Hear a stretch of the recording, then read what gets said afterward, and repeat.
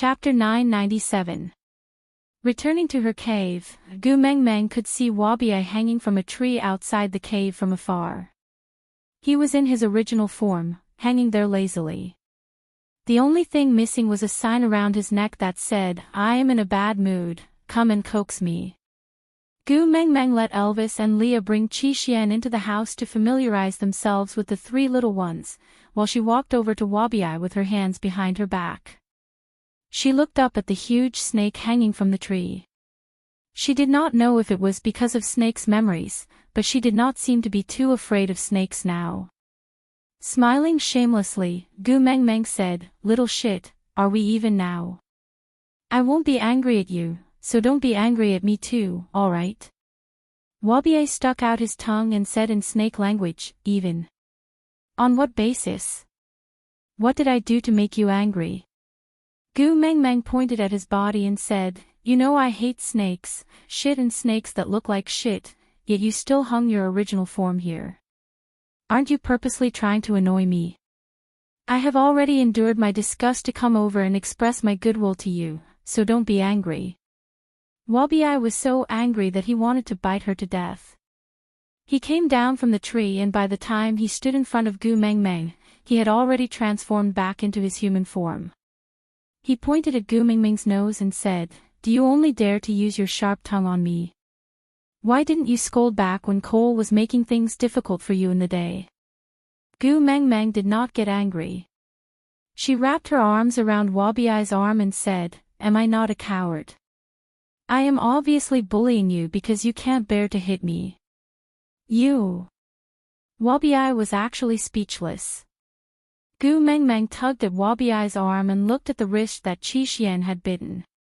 She kept her smile and said in a low voice, "Sorry, it was Qishuan's fault today. He shouldn't have bitten you." But Wabiai did not appreciate her apology and said, "There is nothing should or shouldn't. It is normal for males to attack each other. It was my decision not to retaliate. Who asked me to not be able to offend his mother?" Gu Mengmeng gave a sweet smile like a younger sister and said, "Let Leah take a look at it. Apply some herbs or something, so as not to leave a scar." Wabiai snorted coldly. "What's a small injury like this? In the past, when I was beaten up by Snake until I was on my last breath, I didn't even apply any ointment, but I was still full of energy the next day." Gu Mengmeng pursed her lips. "I intend to cast a bewitching spell on Qi so that he will no longer rely on Cole. Only then will he return to my side and I will no longer be held hostage by Cole. So, I really can't go see the beast deity today. Otherwise, when I wake up 3 or 4 days later, who knows where Qi will be brought by Cole again. The longer they stay together, the worse it will be for me. So, I'm sorry." After fighting with Elvis and calming himself down by hanging on the tree in the afternoon, Wabiai was no longer angry. Just as Gu Mengmeng had said, he could not bear to hit her. Even though he clearly knew that he was not Gu Mengmeng's match in a real fight, he just could not bring himself to attack this fellow who looked so small that he could flatten her with one slap. At first it was because of Snake, then, it seemed to be out of habit. Accustomed to taking care of her, accustomed to protecting her, accustomed to her noise, accustomed to her dependence. There was a warmth to her body that made him want to approach her uncontrollably. But it was strange. He was clearly a cold-blooded animal, but he still yearned for warmth. Chapter 998. After coaxing Wabiai, Gu Mengmeng entered the cave. The 4 children were already in a mess. Although Qi appeared rather cold compared to the other 3 brothers, Gu Mengmeng could clearly see the smile in his eyes. Kanwa was the most carefree and did not feel that it was embarrassing for him to be born from the same womb as Qi. Qi was already a second-level beast while he was just first level.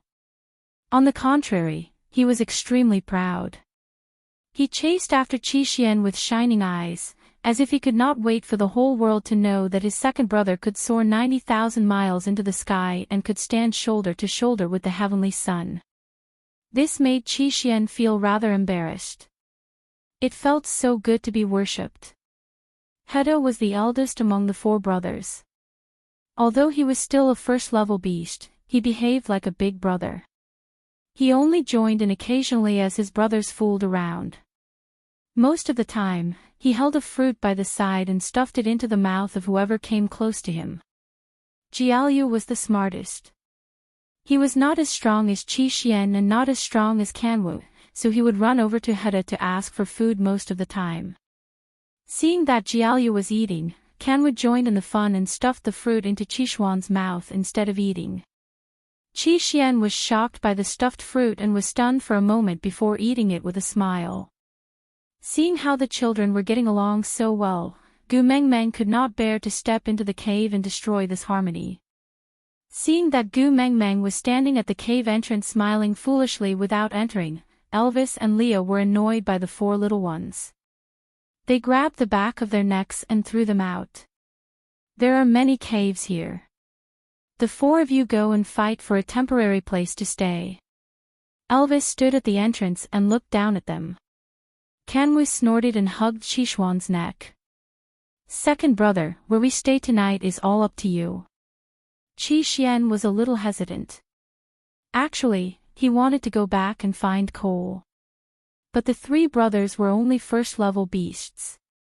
If the 3 of them went out to fight for a cave, they might even get injured if they failed. Although second-level beasts were not considered powerful in a place where stray beasts lived, Kanwu had worshipped them for an entire night.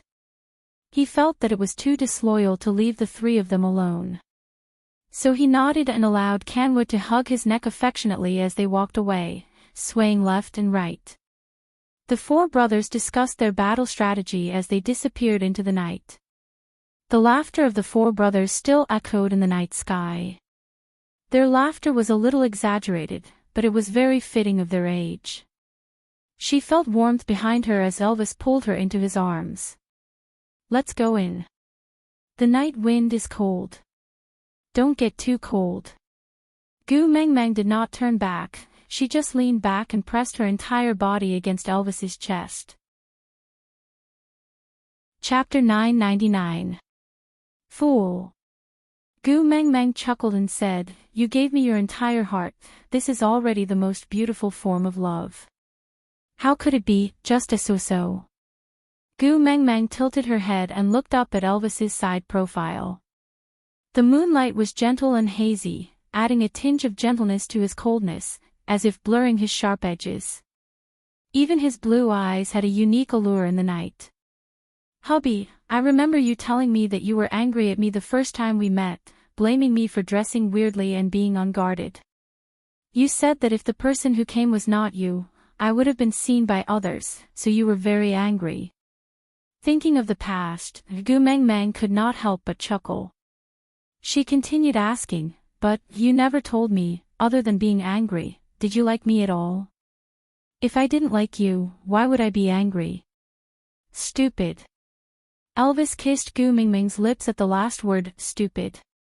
It was a light and lingering kiss. Elvis did not deepen the kiss and only asked back, "What about you? Did you like me the first time you met me?" Gu Mengmeng smiled shyly and said, "The first time I saw you, God said 4 words in my ear, I can't escape from this calamity. The funny thing was that I thought you were just a dream and did not believe that there would be such a perfect you in real life. You even allowed me to tease you, I kissed you then and said I would not take responsibility. Isn't that considered acting like a hooligan?" "Yeah, you can say that." Elvis smiled indulgently and did not blame her. Instead, there was a tinge of sweetness in his smile. Gu Mengmeng chuckled and said, "Well, at the beginning of a great love story, there has to be someone acting like a hooligan first. Look, White Snake purposely made it rain to trick Su Xian's umbrella, Xu Yingtai pretended to be crazy and teased Brother Liang when they were sending each other off, the 7 fairies blocked Dong Yong's way, the cowherd took away the weaver maiden's clothes while she was bathing. Gu Mengmeng seduced Elvis and kissed him in her swimsuit. Elvis listened to her fallacious reasoning but did not argue with her. Whatever she said was good and whatever she said was right. The cave is already warmed, don't stand outside. The humidity during the rainy season is high and it's not good for Gu Meng Meng. Leah called out from inside the cave. Elvis carried Gu Meng Meng back to the cave. Gu Meng Meng sat by the fire and hugged her knees. After hesitating for a moment, she said, I want to use the bewitching spell on Qi Xian. Leah pursed his lips and said, I have also thought of this idea but I feel that it is not appropriate. Gu Meng Meng looked up. Are you also afraid that Cole might have given Qi Xian a hint beforehand, causing irreversible damage if I attempt to cover the bewitching spell? Leah nodded in reply. Gu Meng Meng sighed and said, this is also the reason why I did not dare to take action until now. But I can't wait any longer. Chapter 1000. The next day, the four brothers returned with bruised and swollen faces. It was also Gu Mingming's first time seeing someone's face turn into a colorful screen and still look extremely excited. Before Gu Meng Meng could say anything, she heard Elvis ask, did you win or lose? Of course I won. Kanwu raised his head with a proud look, feeling quite proud and elated. With that, Kanwu pounced towards Gu Meng Meng. Now that he was taller than Gu Meng Meng by 1.5 heads, Gu Meng Meng could no longer hug him like before. But he still could not change his habit of hugging Gu Meng Meng. He especially enjoyed the sight of Gu Meng Meng caressing his head and smiling indulgently. But the moment he hugged Gu Meng Meng, he touched the wound on his chest, causing him to grimace in pain. Elvis stood by Gu Meng Meng's side the whole time. He was extremely displeased with Kanwa hugging Gu Meng Meng, but could only bear with it due to Gu Meng Meng's love for the four children. Seeing Kanwa grimace in pain, she snorted coldly and said, that was an ugly win. You. Kanwa felt so embarrassed that he was flustered. Just as he was about to challenge her, he felt his waist tighten. Lowering his head, he met Gu Mingming's gentle gaze and forcefully swallowed back his words. He snorted and said, I won't argue with you on account of my mother. Gu Meng Meng could not stop laughing. She reckoned that the only first-level orcs who dared to speak so arrogantly in front of a fifth-level beast like Elvis were the few cubs in her family, so, from a certain perspective, her sons were at least more courageous than others and very charismatic. Quick, tell mother, what happened to you guys yesterday? Yesterday was the first day the four little ones officially became independent. It was also the first battle the four of them cooperated in. Gu Meng Meng had wanted to peek last night but Elvis stopped her. He said that she needed to adapt to the fact that the children had grown up and needed to face the world independently. Upon hearing Gu Meng Meng asking about yesterday's incident, Kanwa's eyes immediately lit up. He pulled Gu Meng Meng to sit at the side and said, Mother, let me tell you, the four of us went to fight a third-level beast last night. Third level. 3 level 1 beasts and 1 level 2 beast, against a level 3 beast. Gu Meng Meng frowned. The difference in levels was absolute. It was the same when Leah completely defeated Nina's partner. She clearly remembered that Leah had taken less than a few seconds to settle Nina's over 10 partners. TSK, these 4 stinking brats, don't they know to pick the soft ones to pinch? When stray beasts fought, they would immediately kill. How would they dare? Biting her lips, Gu Meng Meng held back her scolding words. The children were in high spirits and Gu Meng Meng did not want to dampen their spirits with a bucket of cold water. Chapter 1001. But we were still not his match. At that time, De and Lu were all knocked down and could not even get up. But that stray beast had no intention of letting us off. Kanwu suddenly changed the topic and his mood sank. Even Gu Meng Meng was so nervous that she held her breath and clenched her fists tightly. Even her brows were furrowed together. Just as that third-level beast was about to charge over and bite us to death, second brother rushed over like a deity and blocked our way. Suddenly, Kanwu's tone became louder. He turned and gestured to Qi Xian with both hands. Although I could only see second brother's back view, that back view was enough to win me over. He was tall, imposing and determined. He fulfilled all my fantasies of being a hero. Gu Mengmeng listened to Kanwa's fanboy narration and couldn't help smiling. And then Kanwa lowered his head and looked at Gu Mengmeng with regret and grievance. He pouted and said, "Then I fainted. When I woke up, the four of us were already in the cave, and we don't know where that third-level beast went." Gu Mengmeng nodded. Fainted? Gu Mengmeng was a little speechless. He actually fainted at the most exciting part. Kanwa nodded and said with an aggrieved expression, "Yes, I fainted." Afterwards, no matter how I asked second brother to tell me what happened, he wouldn't tell me. "Mom, why don't you help me ask?" Gu Mengmeng looked up at Qi Xian.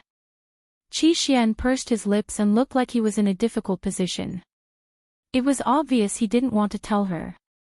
Gu Mengmeng didn't want to put Qi Xian in a difficult position. You are so close to your second brother. If he doesn't even want to tell you, why would he tell me? At your age, don't you all have some secrets that you can tell the whole world, but you're not willing to tell your parents? Kanwa raised his brows. No way. I have no secrets from Mom. No matter what it is, as long as Mom asks me, I will tell you. Gu Mengmeng chuckled and stood on tiptoes to rub Kanwa's little head. I will listen. Kanwa shook Gu Mengmeng's arm coquettishly. Mom, then help me ask second brother. Let me tell you, he is afraid of you now. If you ask him, he won't dare to not tell you. Gu Mengmeng pointed at herself. Afraid of me? By right, she had always been a loving mother, right?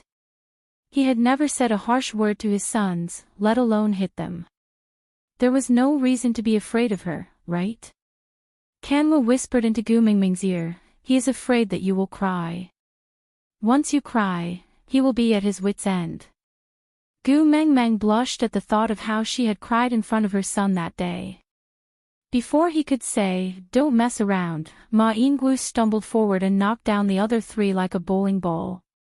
The four brothers fell into a ball, and the youngsters, who were already covered in injuries, instantly wailed. Chapter 1002. Jiaoyu purposely smiled until his eyes turned into crescents, because he looked the most like Gu Mengmeng when he smiled like that. If the four of us die, Mummy will definitely be the one crying the most.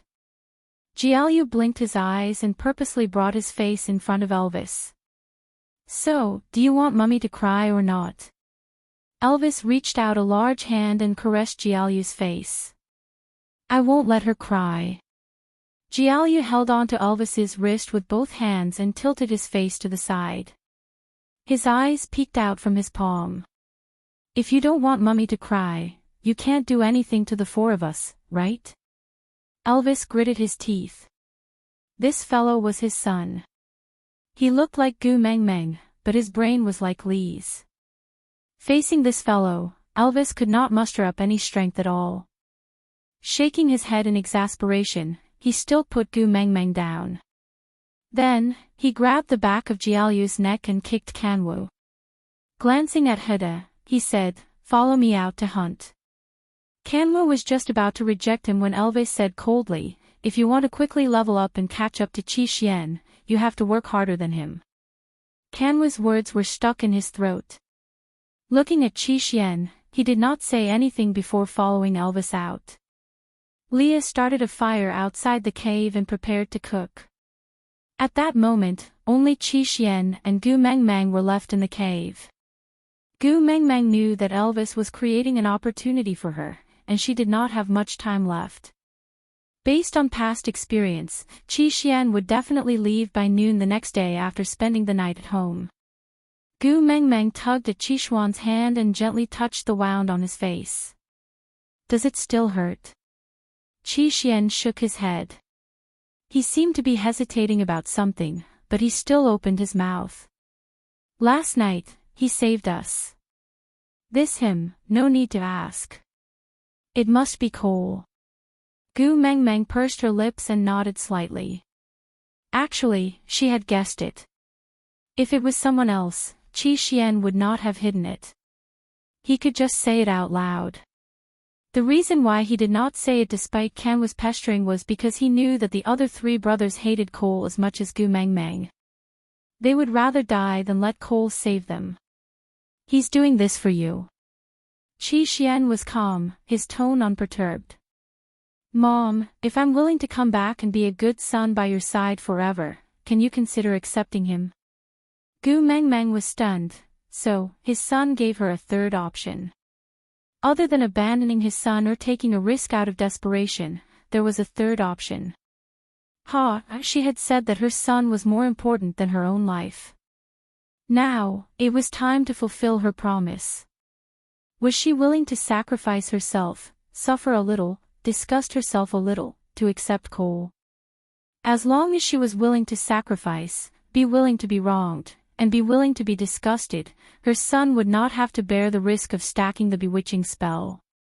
Gu Mengmeng lowered her body, as if all her rationality had been sucked out.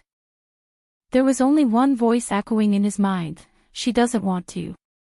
She could die for Qi Xian, but she was not willing to accept Cole for Qi Xian. She was not as great as she thought she was.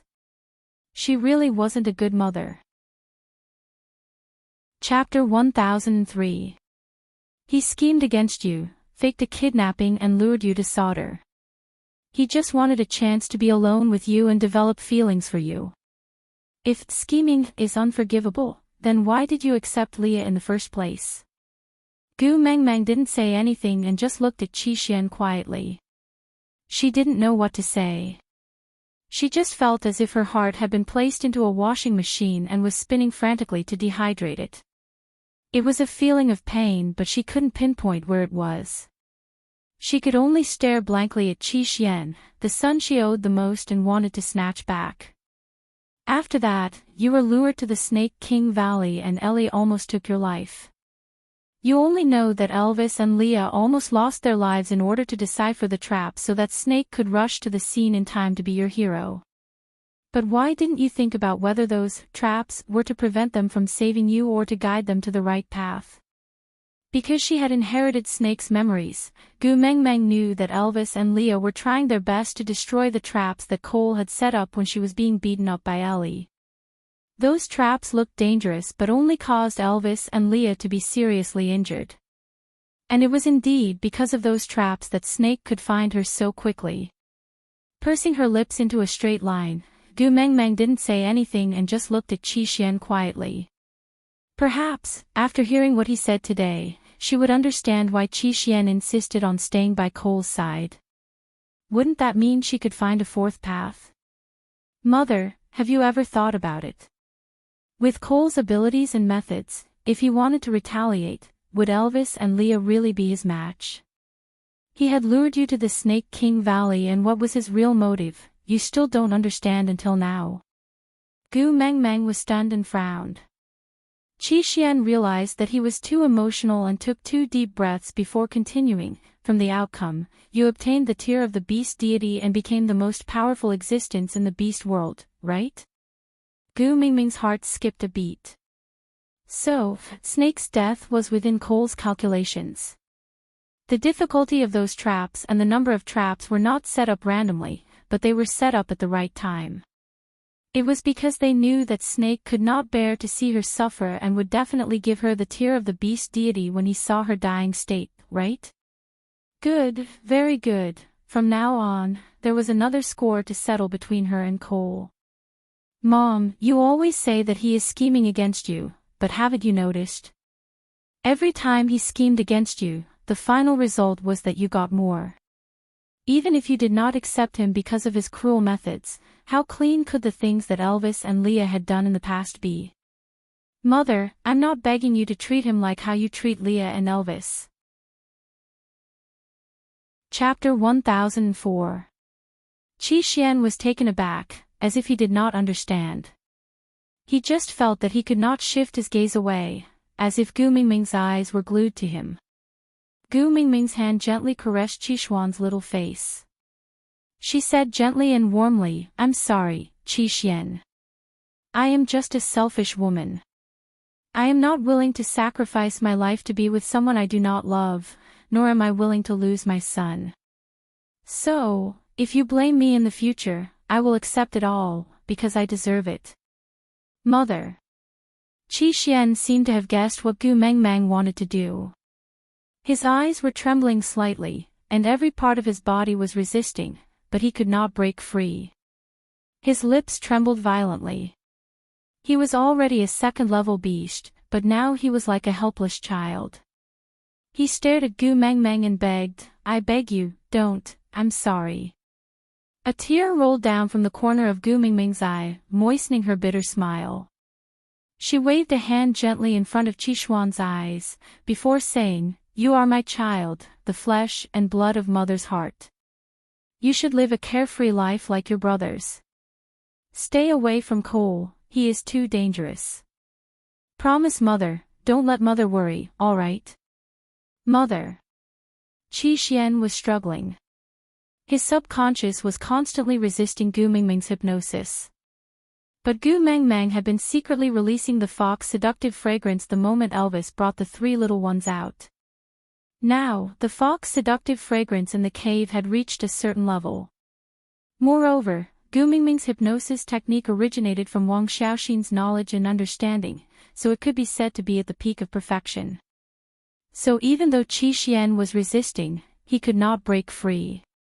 Seeing how Qi Xian was trying so hard to break free from her hypnosis, Gu Mengmeng felt very upset. She knew that she could not turn back now. If the hypnosis failed, or if Qi Xian woke up one day, she might lose this son forever. Sniffling, Gu Mengmeng allowed her tears to roll down her cheeks.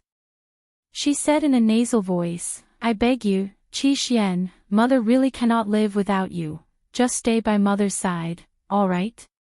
Mother will protect you well in the future. I will never let anyone have the chance to hurt you, make use of you or take you away. I beg you, all right? No. Qi Xuan's eyes were already starting to glaze over. A drop of blood flowed out from the corner of his mouth, stinging Gu Mengmeng's eyes. He was clenching his teeth to prevent himself from being controlled by Gu Mengmeng's bewitching spell, so much so that his gums were bleeding. Gu Mengmeng held Qi Xuan's face with both hands. At that moment, she felt as if her heart was being torn apart. It was as if she had done something very cruel and the victim was her own son. Qi Xian, forget about Cole. He is not a good man. Don't go near him again, don't. Ah dash. Qi Xian suddenly howled in pain and gave Gu Mengmeng a hard shove. Chapter 1005. Leah, I realized that I no longer have the right to scold others for being selfish. Gu Mengmeng leaned into Li's arms, but her eyes were moist as she gazed at Qi Xian. Her voice was choked with sobs. I have become what I hate the most, selfish and greedy. I am unwilling to sacrifice myself, but still force Qi Xian to stay by my side. Gu Mengmeng wanted to laugh, but the moment she opened her mouth, she started crying. I feel that I have become the kind of parent that children hate the most. Judging the friends of the children based on their own preferences, forcefully stopping the children from interacting with what I see as bad friends. No matter how important the bad friends are to the children, I forcefully forbid them from interacting just because I don't like them. Am I a bad mother? If that's the case, it is right that Qi Xian does not want to stay by my side, because I am a bad mother, sob sob. Silly girl. Leah sighed softly. He hugged Gu Mengmeng tightly. Only then could she feel that she was not alone and that he was still around. Kissing Gu Mengmeng's tears, he said, if you are really selfish, you will not be feeling so upset now. Selfish people can find millions of reasons to justify their selfishness, to make their selfishness seem righteous. Gu Mengmeng cried silently. She did not cry tragically, but the way her shoulders twitched made Li's heart ache. In the past, whenever the females in the tribe cried, Leah would usually laugh and say, cry for a while and stop crying when no one cares. don't care. But now, he could not bear to put Gu Mengmeng down and let her sit here crying alone. Xiao Meng, we all know that you are doing this because you love Qi Xian. You are afraid that he will be in more danger if he stays by Cole's side. You are doing this for his own good. For his own good, in the end, the one who hurts him the most is me, the one who says that I am doing this for his own good. Gu Mingming's heart throbbed as she gripped Li's arm tightly. Qi Xian gave me a third option. As long as I am willing to sacrifice myself, he will be willing to come back, I heard that. Leah said, but, you know very well. If I accepted Cole, the situation would become a fight to the death between Elvis, Cole, and me. We will not allow any male to force you against your will. Based on Qi Xuan's relationship with Cole, he will definitely help Cole. Then either Elvis and I killed Cole and Qi Xian, or they killed us. Either way, it would be worse than the current situation, wouldn't it? Gu Mengmeng knew that Leah was purposely telling her the worst-case scenario so that she could relieve the guilt in her heart. If she did not have Snake's 1,000 years of memories, if she did not have Wang Xiaoxin's psychological knowledge, perhaps she would become happy as Leah wished. But, the cruelest thing about fate was that it took away the ifs and left only the results. Chapter 1006. Qi Xian had been unconscious for 3 days, and Gu Mengmeng had accompanied him for 3 days without taking off her clothes. Her eyes were already bloodshot, but Gu Mengmeng refused to rest. She held on to Qi Xuan's hand with both hands and stared at him without blinking, as if she was afraid that Qi Xian would disappear the moment she closed her eyes. Finally, those slender eyelashes quivered slightly, and Gu Mengmeng immediately tensed up as if she had been electrified. Even her breathing became extremely light, as if only the person who had been unconscious for 3 days could attract her attention in this entire world. Qi Xian hooked his finger gently, then his eyelashes quivered even more. Every change tugged at Gu Mingming's heart, and her tightly pursed lips were so pale that not a single trace of blood could be seen. Finally, Qi Xian opened his eyes and stared blankly at the ceiling. He was completely expressionless, and there was no sign of life in him. He just stared at the sky quietly. Qi Xian, Qi Xian. Gu Mingming's voice was hoarse. She tried her best not to sound tired, but she had not slept for 3 days. If not for Snake's strength, she would have collapsed long ago. Qi Xian ignored Gu Mingming's call and did not respond at all. Gu Mengmeng was extremely afraid. She gently held on to Qi Xuan's hand and called out again, Qi Xian, I am your mother. Qi Xian turned his head slightly and looked at Gu Mengmeng. His gaze was as if he was looking at a stranger, devoid of any emotions.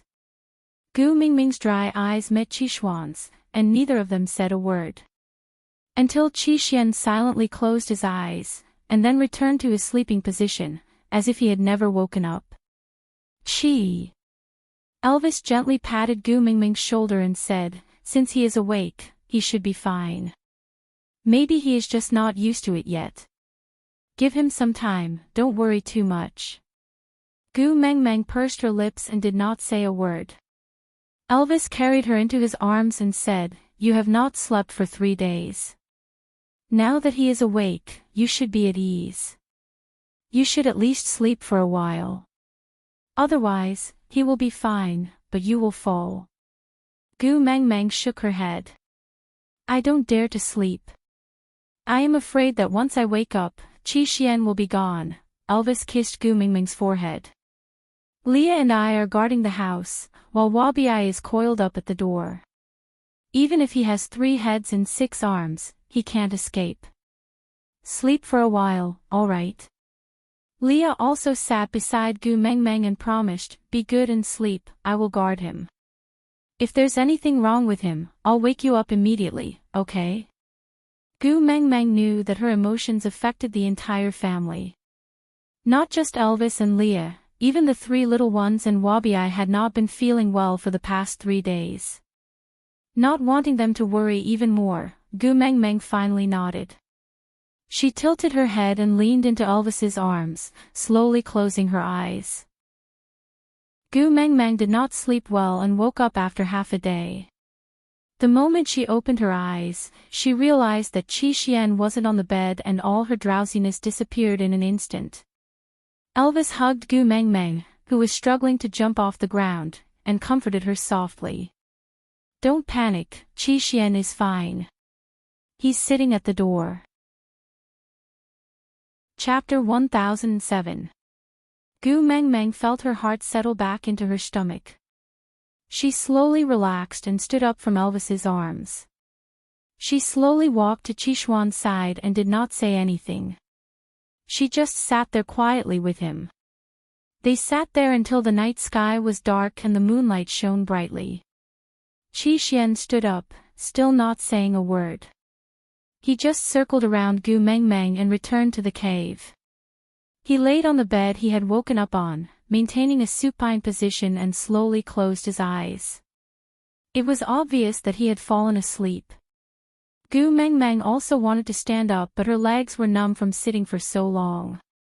The moment she stood up, her entire body tilted. Luckily, Elvis reacted quickly and caught her, placing her in his arms. "Don't worry, it will be all right." Gu Mengmeng could only believe Elvis's words now that things had come to this. For the next 10 days, Qi Xian would wake up in the morning and sit at the door without moving. During this period, Heda and his brothers would bring him food. He would eat whatever they gave him, and if they didn't, he wouldn't eat. Then, he would sit there until midnight before returning to bed to sleep. He ignored everyone and did not say a single word. Gu Mengmeng was so worried that she could not think of a solution. In order not to make her worry, Elvis and Leah had used both the carrot and the stick on Qi Xian without her knowledge. But that fellow remained unmoved no matter how hard they tried. Be it Elvis's physical threats or Lee's verbal attacks, none of them could make Qi Xian say a word. Not even a change in his expression had happened. Until this day, Cole came. His arrival was tacitly approved by Gu Mengmeng. Otherwise, he would not be able to get past Wabi. Cole stood in front of Qi Xian and just looked at him disdainfully. He called out softly, "Little Xian." Qi Xian looked up in a daze. His eyes met Cole's empty gaze. His expression was still blank but his brows were slightly furrowed. He slowly got up and stood in front of Cole. After a long while, he turned back to the cave and lay back on the bed. He continued to sleep without a word. Cole stood at the door and glanced at Gu Mengmeng. He chuckled. "Oh Gu, I waited for you for 10 days. Why didn't you come to see me?" Gu Mengmeng frowned and did not say a word. She just turned around and sat by Qishuan's bedside. Holding his hand, she quietly watched as he closed his eyes to sleep again. Cole chuckled. "Now that Qi Xian has returned to your side, I no longer have anything to threaten you with. You don't want to kill me." Gu Mengmeng slowly released Qishuan's hand and gently stroked his hair. Then, she stood up and walked out of the cave. Due to her height, she had to look up at Cole. Over 10 days of worry had made her extremely haggard. When this face appeared in front of Cole at such a close distance, Cole frowned involuntarily. "Do you have a way?" Although it was a question, it sounded like a statement. "Let's talk about a condition. You help me save Qi Xian and I will do something for you." "Anything?" Cole's question implied that he could save Qi Xian and had already thought of the conditions. Gu Mengmeng took a deep breath. "I cannot harm my partner, family, or friends. I can do anything else." Chapter 1008. "Sure." Gu Mengmeng answered without a hint of hesitation. Cole did not seem surprised by Gu Mengmeng's answer. He just narrowed his eyes and asked in a playful tone, "You can also put up with accepting me?" Gu Mengmeng clenched her fists tightly. Her entire body was trembling, but she still nodded and said, "Sure."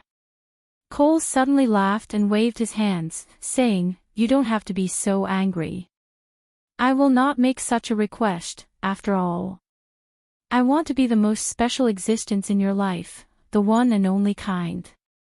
You already have 2 partners, I don't care." He didn't care. Not only did Gu Mengmeng not feel the slightest bit of anger from being despised, she felt as if a huge burden had been lifted off her shoulders. Because in her predictions, this was the most disgusting and worst-case scenario.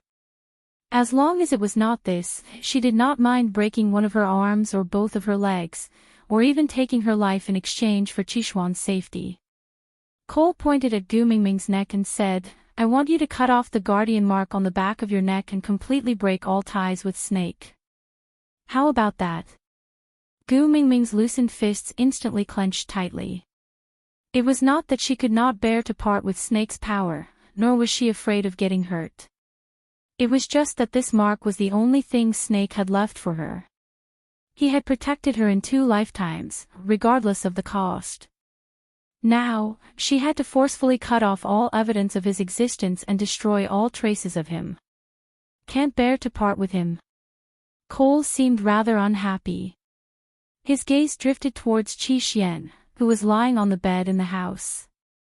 He said, "You don't really love this son of yours. Since that's the case, why don't you let me bring Qi Xian away? If I can wake him up once, I can wake him up a second time. Or, do you like this obedient son who won't disobey you so much that you want him to live obediently by your side for the rest of his life?" Gu Mengmeng looked up and took a step forward. Without any warning, that hand pierced through Cole's chest and dug a bloody hole in his right chest. Cole frowned and groaned, but did not dodge or struggle. Instead, he suddenly laughed and looked down at Gu Mingming's wrist that was stuck in his body. His smile gradually became crazier. "Ha! Ha! My Gu has grown up, you finally have sharp claws. And, that's great, the first person you scratched was me." Gu Mengmeng retracted her hand expressionlessly, while Elvis and Leah, who had smelled the scent of blood, rushed to her side the second after Gu Mingming's hand pierced through Cole's chest. Gu Mengmeng retracted her hand. From her fingers to her wrist, it was stained with blood and a fishy smell permeated the air. Gu Mengmeng raised her hands horizontally and said, "Dirty, I need to wash my hands." Leah frowned and did not say anything.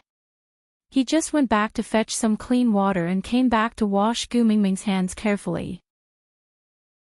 Gu Mengmeng stared straight at Cole and said, "If you have any more ideas about my son, next time, I will dig a hole on your left side." "No, Gu." Cole did not care that his wound was bleeding profusely. He smiled like a pervert and said, "If you want to torture me, you can't dig the left side of my chest. Because if my heart was ripped out, I would die. That way, you can't torture me anymore. Can you bear for me to die so comfortably, so easily? Don't you feel that you should let me suffer more pain and torture, so that you can vent the anger in your heart? So, if there's a next time, you should dig this side on the right side, right here. Dig out the newly grown flesh again. That's the most painful part, do you understand?" Aside from the topic, I saw some readers saying that it was fine to not have a son like Qi Xian, since he was not the only child anyway. But to a mother, the value of a child has nothing to do with the number of children. Every child is precious.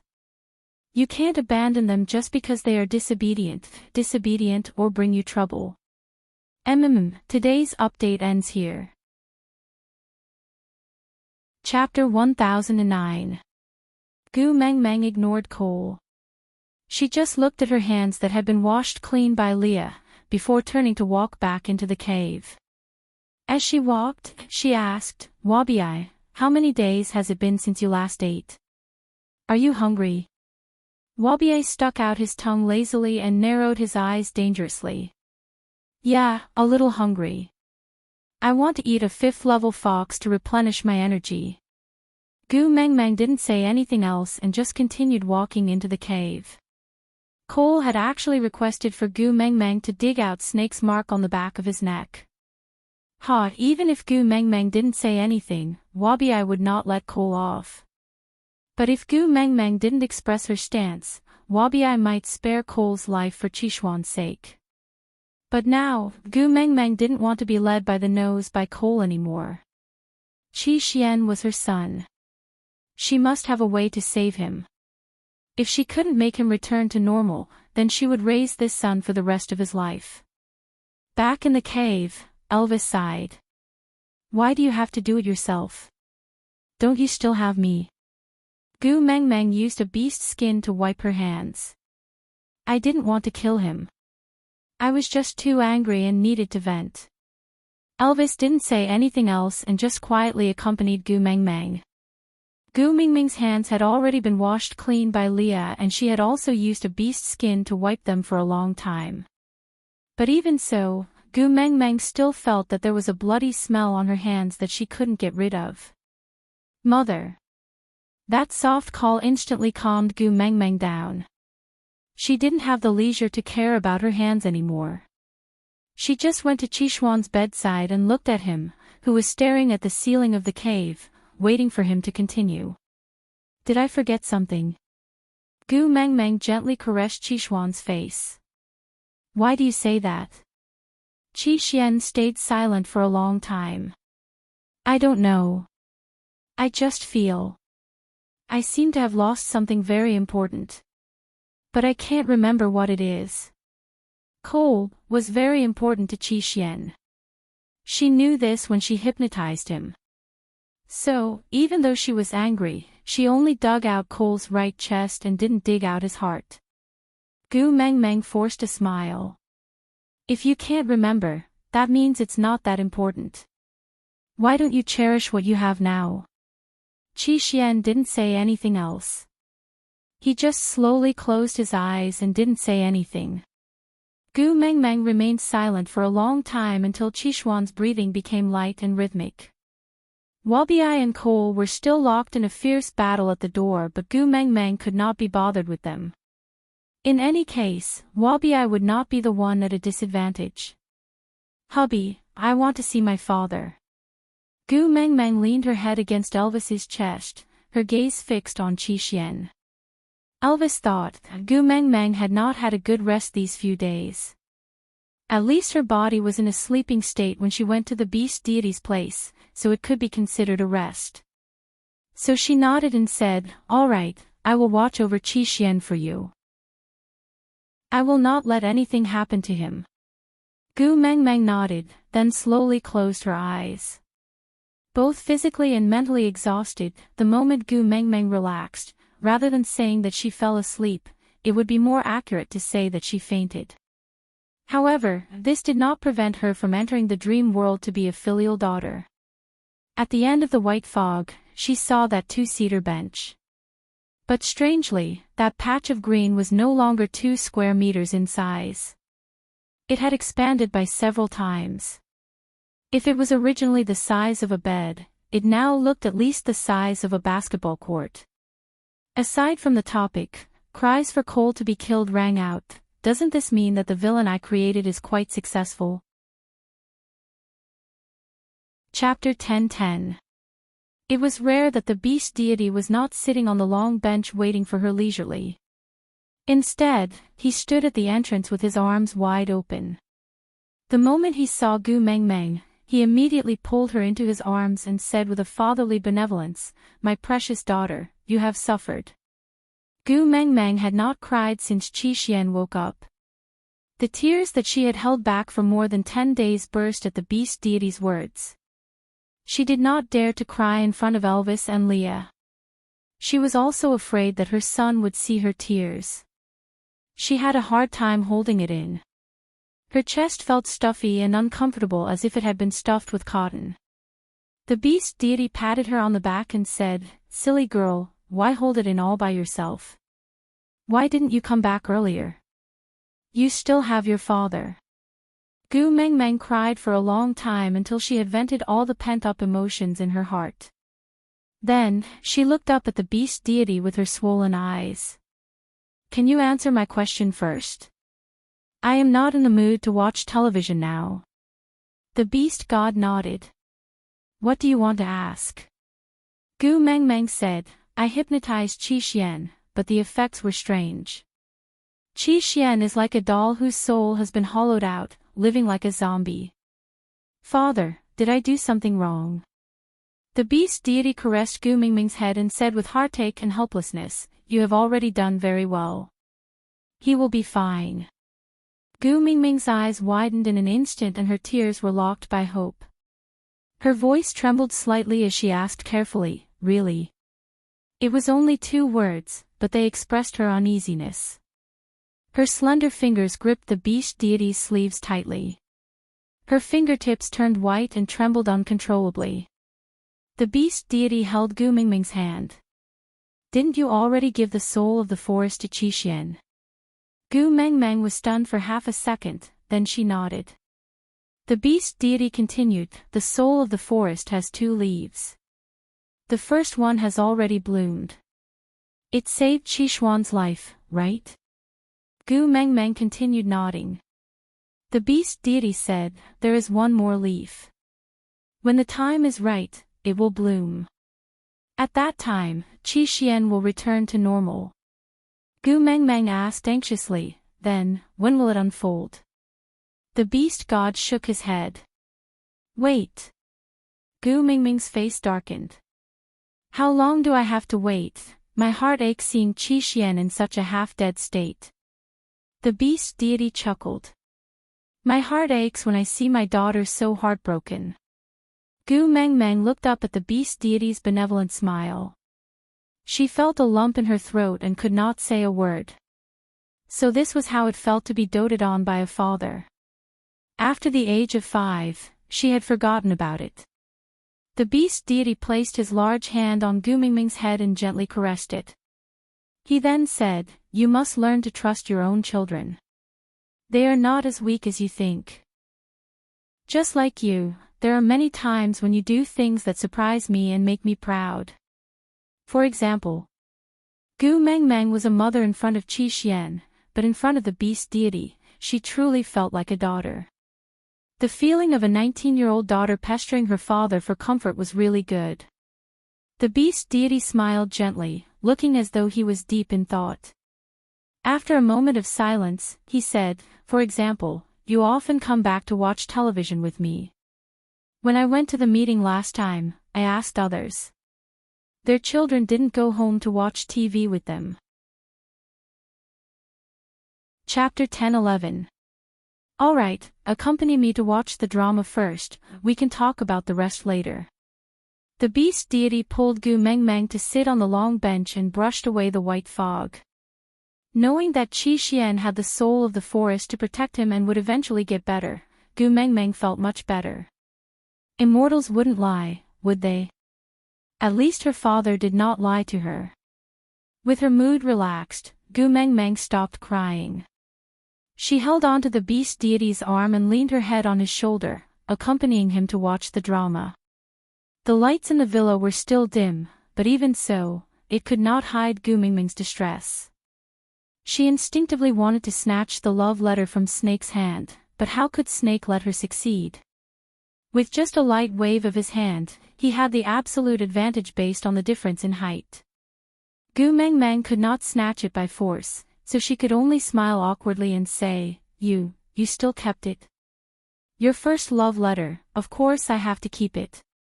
Snake's smile was light, but it carried a hint of settling scores after the fall. Gu Mengmeng mumbled softly, It's not for you. Snake acted as if he did not hear her, but his face darkened further. His slender fingers took out the letter from the envelope. One corner of the letter had been rubbed so hard by him that it looked like it was about to crack. His 2 fingers just happened to pinch on that crease. If one did not look closely, one would not be able to tell that the part below those 2 fingers had been ravaged by him. I like you, like a sweet dream, in the midst of warmth. I like you, like the rain falling on the tropics and the poles, from thousands of miles away. I like you, like the smoke from the kitchen chimney, the snow and the rain falling from the pears. I like you, like the clouds chasing after the wind, without asking where it came from. I like you, 10 miles of spring wind cannot compare to you. Snake read every word, his tone and sentences perfectly timed. His eyes were fixated on Gu Mingming's face, as if the letter in his hand was just a prop. This person had already memorized the contents of the letter, as if the letter in his hand was just evidence that Gu Mengmeng could not deny. Are you sure that someone like Zhang Jinqing, who has never scored double digits in Chinese, can understand this kind of sentence? Gu Mengmeng had already been forced into a corner by Snake and had nowhere to hide. When he leaned over, Gu Mengmeng pressed herself against the wall, looking as if she wanted to embed herself into the wall. She was a little timid and helpless, but this made the anger in Snake's chest gradually dissipate. In any case, Zhang Jinqing had never seen this love letter before. Apart from him, no one had seen it. And the person who wrote this love letter now belonged to him and only him. However, he couldn't let her pass so easily. Otherwise, he didn't know how bold she would be next time. Cupping his hands beside Gu Mingming's ears, Snake's face pressed closely against the tip of Gu Mingming's nose. His warm and ambiguous breath blew onto Gu Mingming's face. Snake said in a low voice, "Or, you don't even like him that much, so you never intended for him to understand or accept this love letter from the start." Gu Coward shrunk her neck and said softly, "I didn't know that his Chinese wasn't good." Snake gritted his teeth. Who was the one who said she was a coward? In the 19 years of his rebirth, no one dared to go against his wishes when he was so angry. He had already given her a way out, but she still refused to come down. His teeth were itching, he really wanted to bite her to death and end it once and for all. But, he knew that he couldn't bear to. Aside from the topic, everyone had been disgusted by Cole recently. Chapter 10-12. Now that you know, do you intend to write a new one that matches his reading level? Do you need me to guide you? Gu Mengmeng shook her head. I already have a boyfriend, why would I write a love letter to someone else? His anger dissipated in an instant. Even Snake himself found it unbelievable.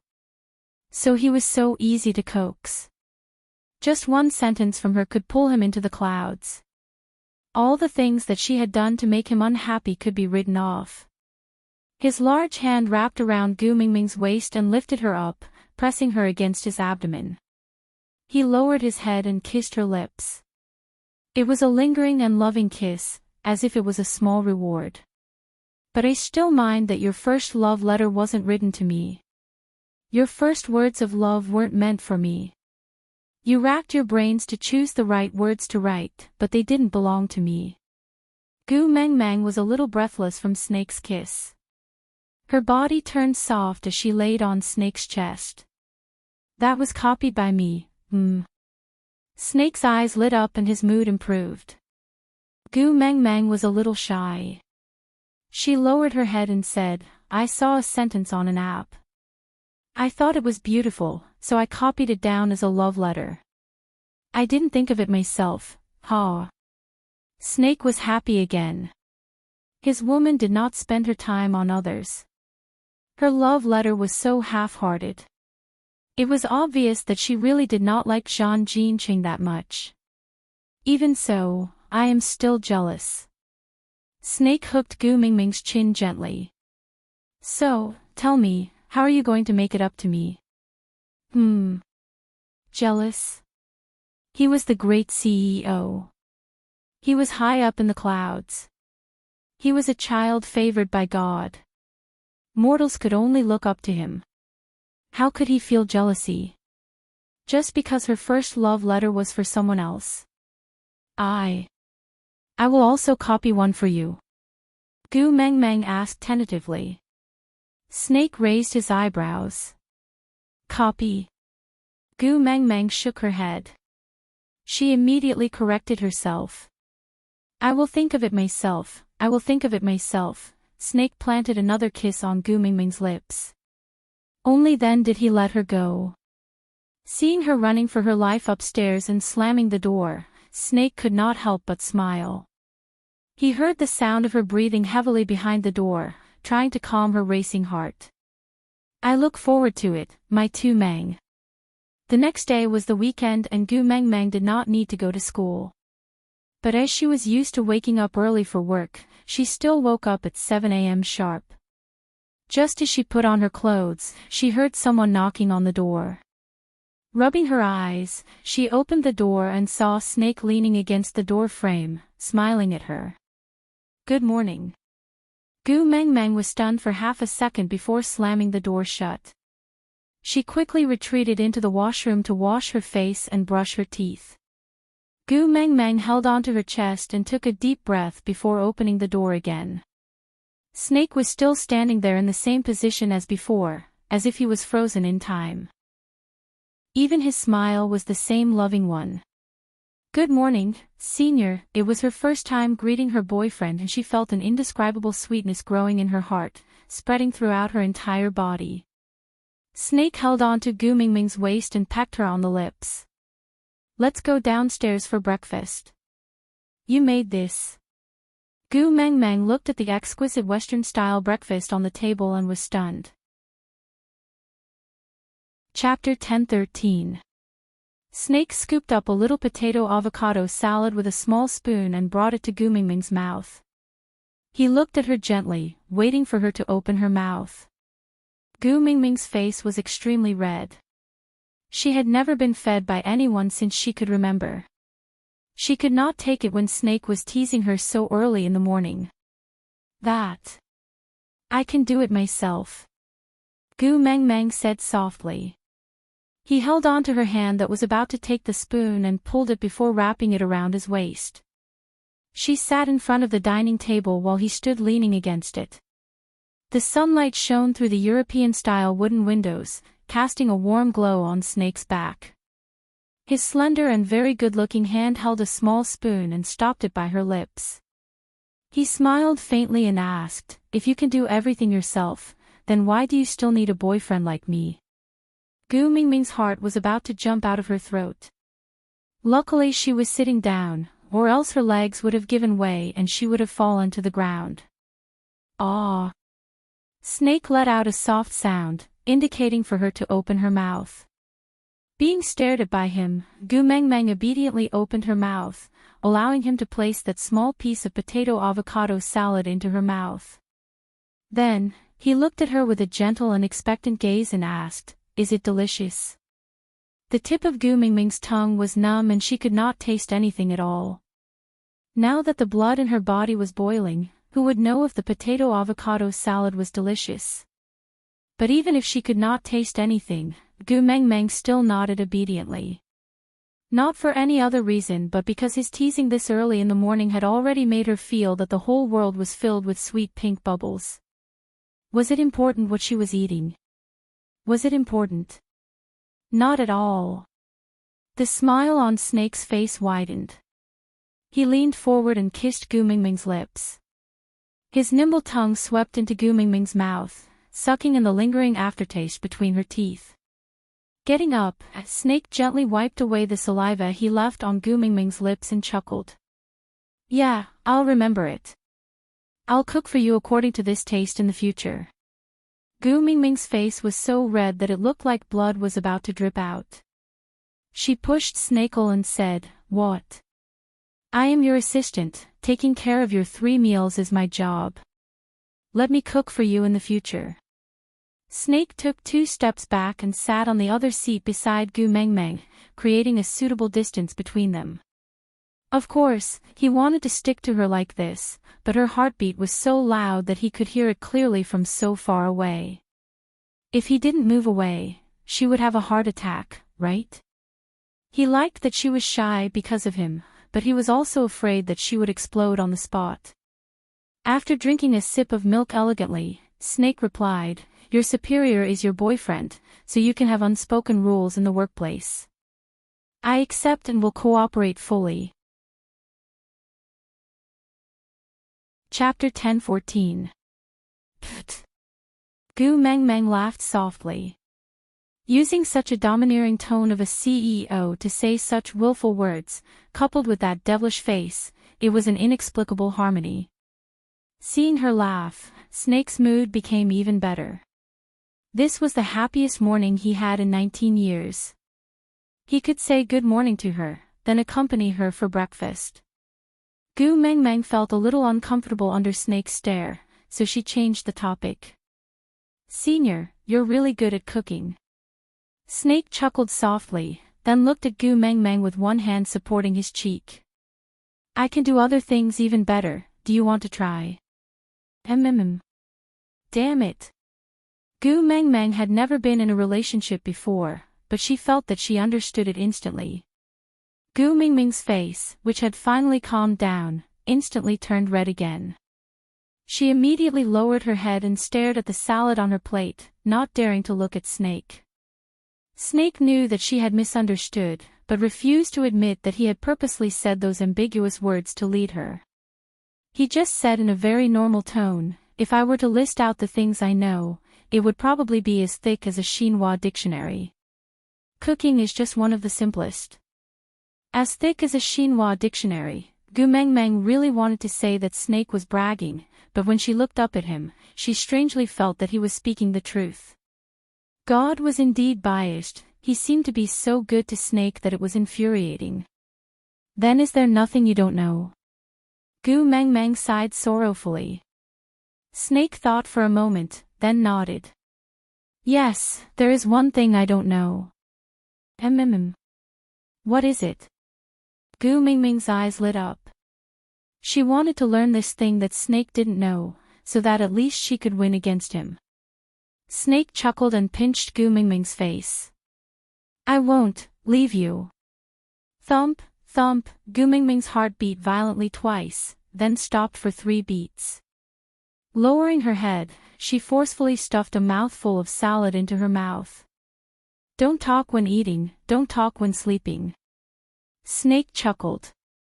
He took in every interesting reaction on her face. Yes, these were the treasures that he had waited for her for 19 years.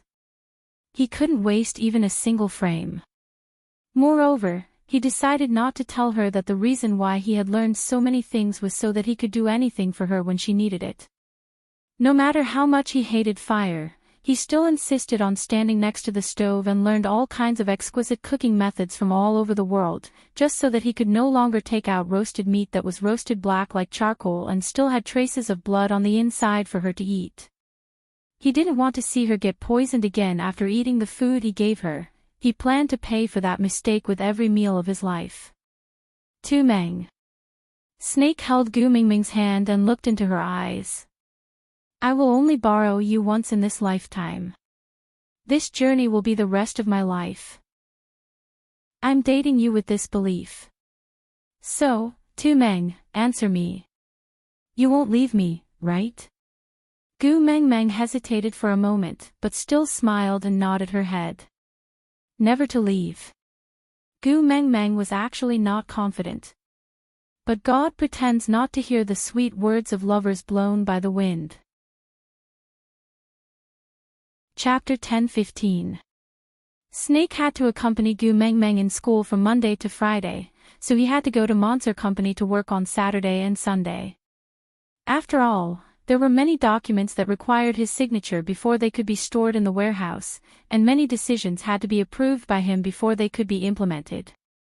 So after breakfast, Snake brought Gu Mengmeng into the changing room and asked her to pick a set of clothes for him to wear today. Suit after suit were neatly lined up on the clothes rack, from black to lighter colors, with the lightest being light gray.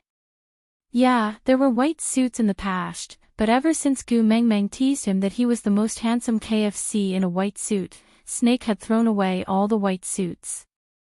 To be honest, Gu Mengmeng only had one word for suits, and that was handsome. She would watch the red carpet of the various award ceremonies every year, but she could not tell the difference between the suits worn by the male celebrities other than the color of the suits. So Gu Mengmeng was actually a little flustered when Snake asked her to pick a suit. After all, they had spent too little time together, and she really did not understand Snake's preferences.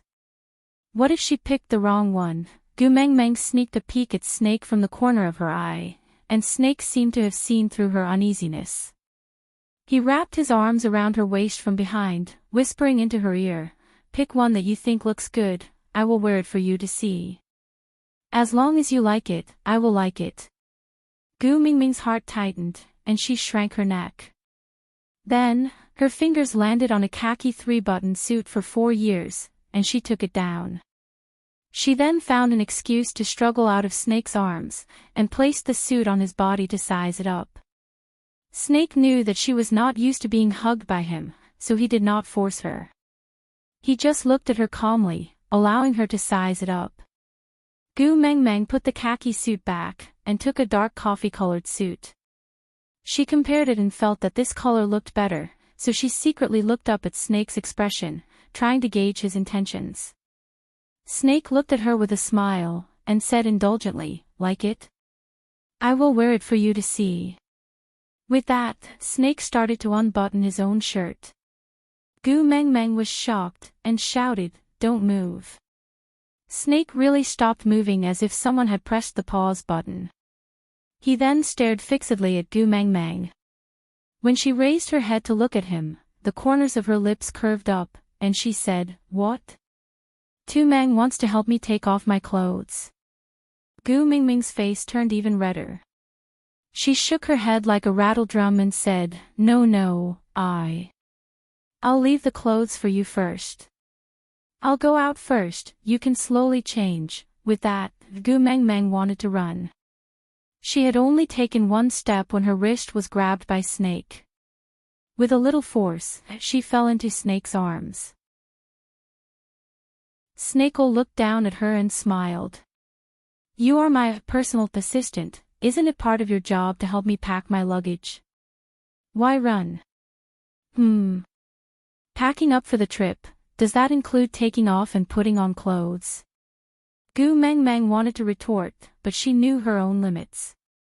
With that unequal contract, she could not possibly gain any advantage over Snake.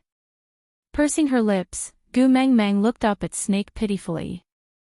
"Didn't you say we can have unspoken rules?" Chapter 10:16. Gu Meng Meng blinked her eyes, not knowing whether to advance or retreat. Sleep with him, it was not that she did not want to, but she did not dare to. Gu Meng Meng did not have the guts to do so.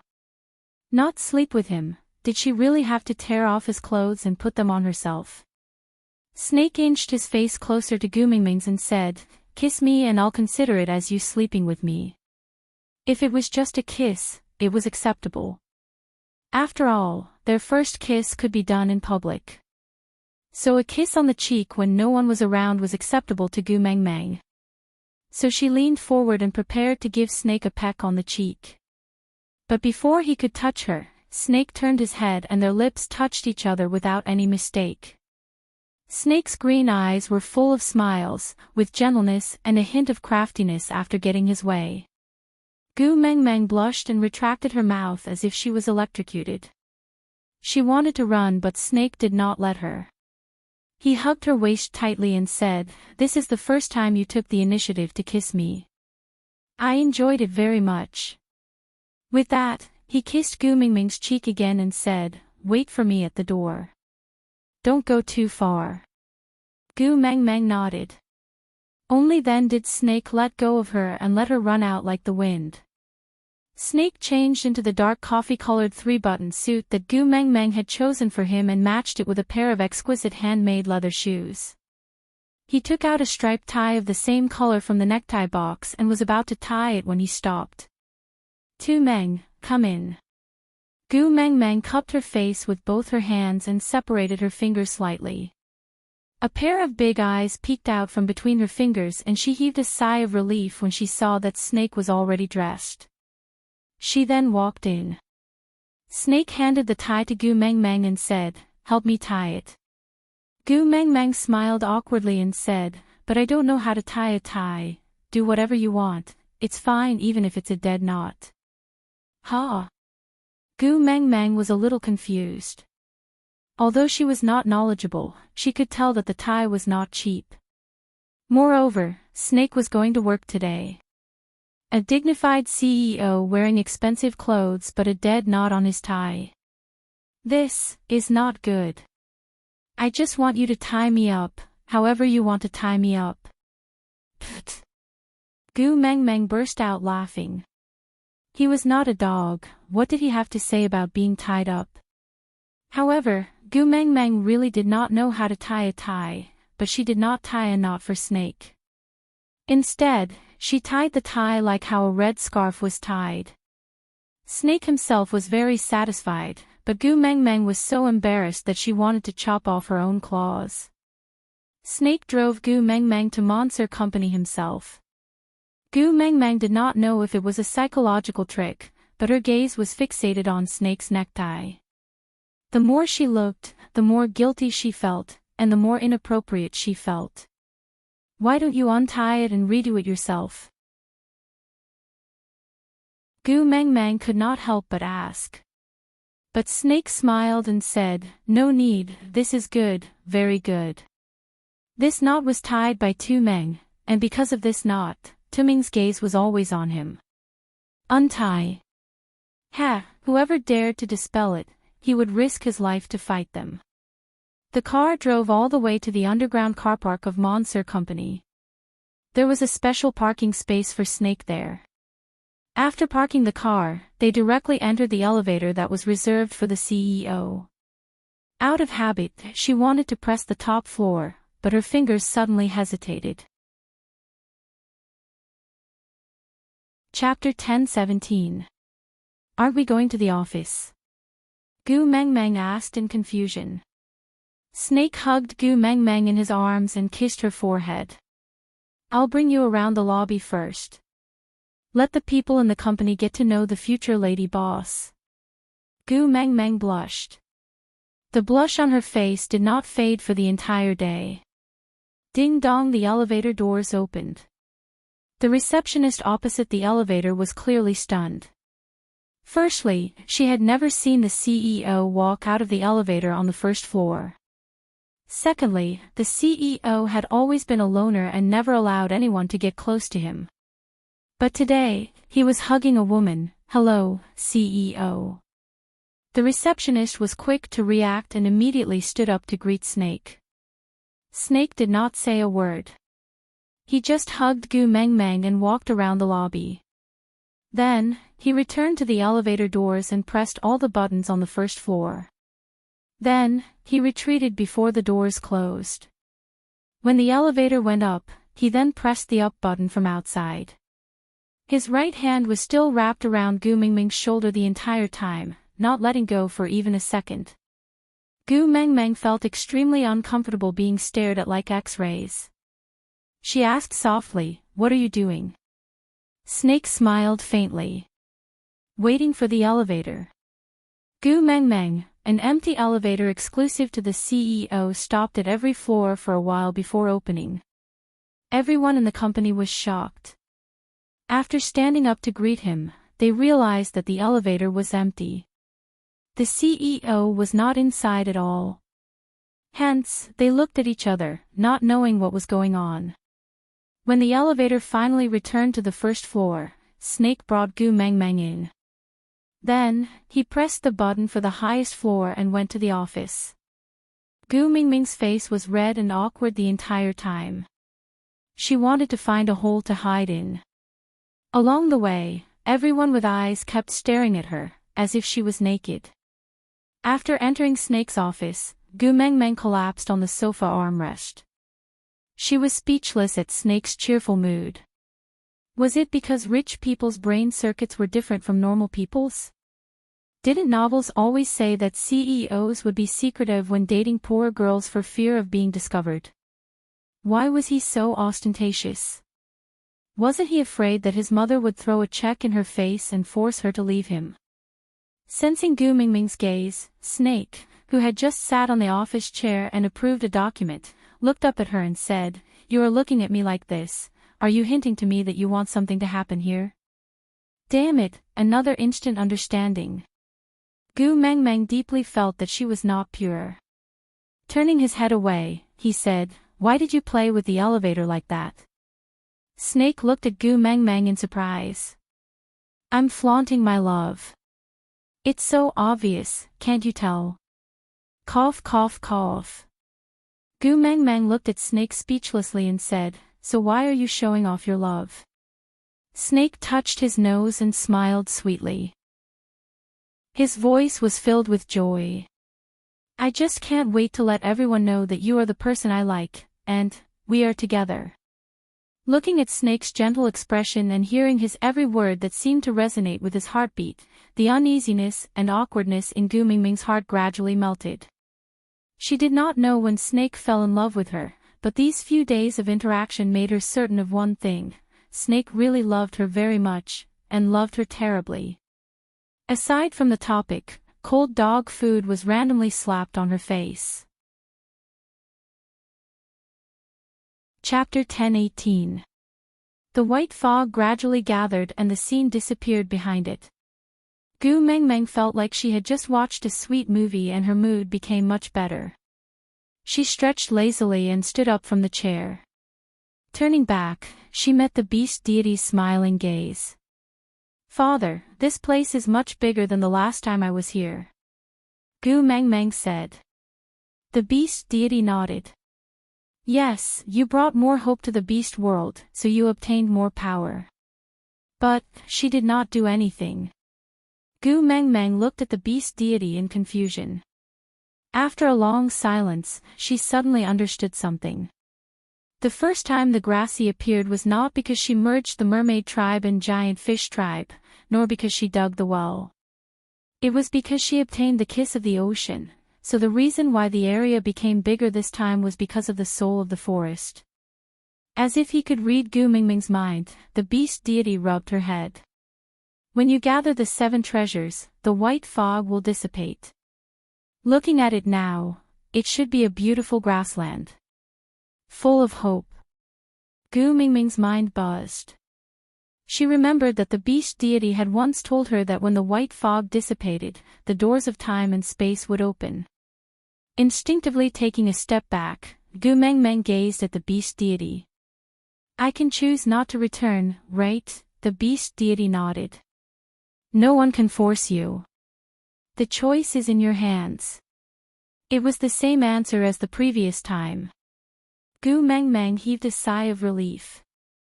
Taking 2 deep breaths, Gu Meng Meng adjusted her emotions. I came here this time because I have a few questions, ask away. The beast deity looked like a good father who would tell her everything. Gu Meng Meng said, do you know a female called Melinda whom I saved when I was retrieving the kiss of the ocean? The beast deity chuckled. I watched True Records of Love in the Battlefield. Gu Meng Meng chuckled.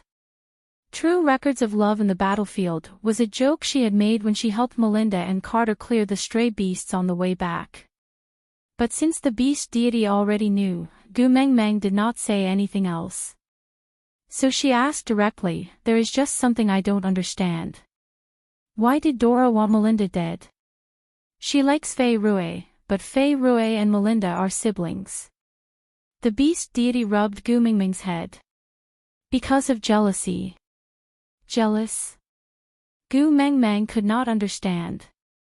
The beast god nodded and continued, Fei Rui and Dora grew up together.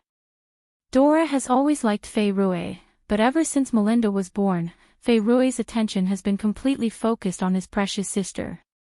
He has become colder and colder towards Dora. Dora kept trying to get on Fei Rui's good side. She used all kinds of methods to get Fei Rui's attention, but she could not get Fei Rui's attention back from Melinda. Hence, she decided to kill Fei Rui. She thinks that as long as Melinda dies, Fei Rui's attention will return to her.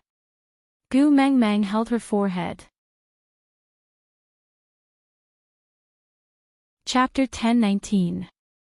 The beast deity held on to Gu Mingming's stray hair and looked at her neck. He chuckled.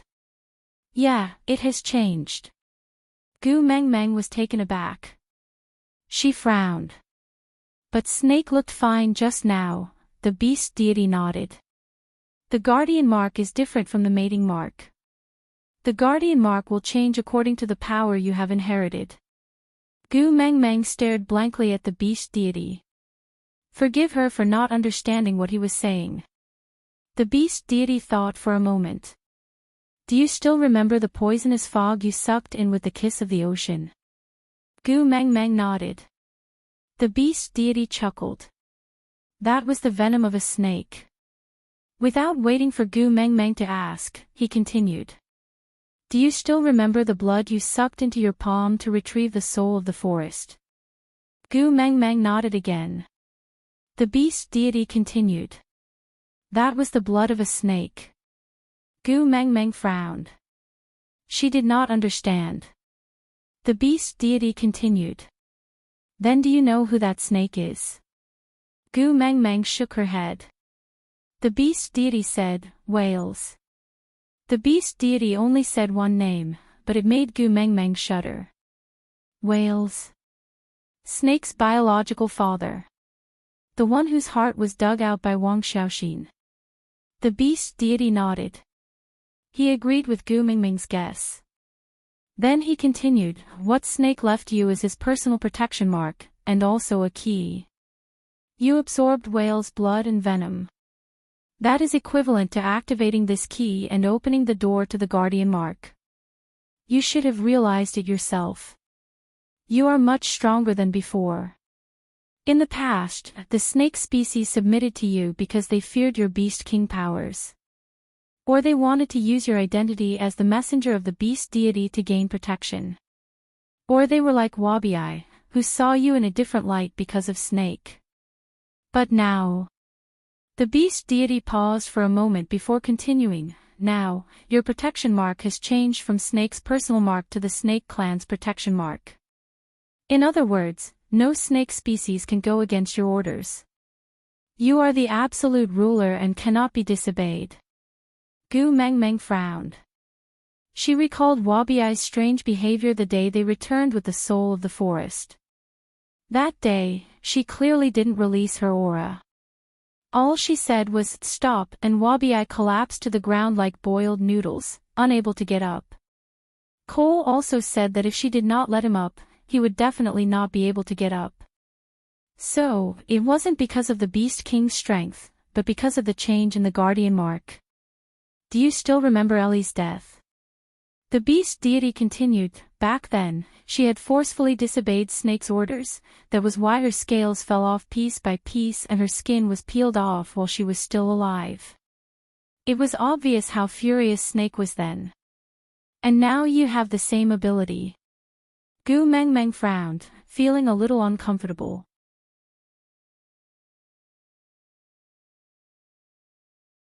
Chapter 10:20. The beast deity smiled without saying a word. Gu Meng Meng then understood that the answer was still, I can't say. The answer was the same every time. Gu Meng Meng could not even feel the slightest sense of disappointment. Before she left, she hugged the beast deity and said, only when you raise a child will you realize the kindness of your parents. When I was being willful, I must have caused you a lot of trouble. The beast deity stroked Gu Meng Meng's back lovingly and kindly. No, you make me feel very proud most of the time. Moreover, you even watch television with me. Gu Meng Meng chuckled. You are probably the most indecent deity I have ever seen or heard of. The beast deity did not comment and just watched as Gu Meng Meng fell. When Gu Meng Meng woke up from her weightless state, she opened her eyes and saw a pair of blue eyes. It was as if every time Gu Meng Meng went to see the beast deity, Elvis would stare at her without rest. Because every time she opened her eyes, she would meet his gentle unconcerned gaze. Gu Meng Meng was not in a hurry to get up. Instead, she flipped over and hugged Elvis's waist. Her tiny body burrowed into Elvis's arms. She called out hoarsely, hubby. I am here. Elvis stroked Gu Meng Meng's hair gently and kissed her brow. Gu Meng Meng asked, when I went to find the beast deity, did you not sleep at all? Elvis smiled and replied, why didn't you sleep? I was afraid. Elvis took a deep breath. His deep and husky voice was filled with a tinge of exhaustion and a lot of affection. I was afraid that the beast deity would suddenly take you away, just like how he brought you here without any warning. Elvis rubbed his chin against the top of Gu Mingming's head, greedily inhaling the scent that belonged to her. He could feel her breath on his chest. It was itchy but very comfortable. So, I can only stare at you without blinking. Only then can I be at ease. Gu Mengmeng looked up at Elvis and asked, "So you did not eat or sleep these few days?" Elvis nodded. It's normal for males to not eat or sleep for 3 to 4 days. It's fine. Gu Mengmeng pretended to glare at Elvis angrily and he immediately said tactfully, "Leah guessed that you would wake up today, so he prepared a lot of food. I will accompany you to eat later, eat more, all right?" Gu Mengmeng nodded and smiled without saying a word. She just continued to stay in Elvis's arms and buried her face in his chest, not wanting him to see her expression. She forbade them to keep anything from her. She forbade them to lie to her in the name of doing it for your own good. However, she managed to hide the fact that the white fog in her dream was gradually dissipating. She did not know when the door of time and space would open, and she would have to choose between staying or leaving. It wasn't that they didn't want to talk about it, but they were already so uneasy. If they talked about it, anyway, she wouldn't choose to leave them, so it didn't matter if she didn't say it. In this life, he would only hide this one thing, and he would hide it for the rest of his life.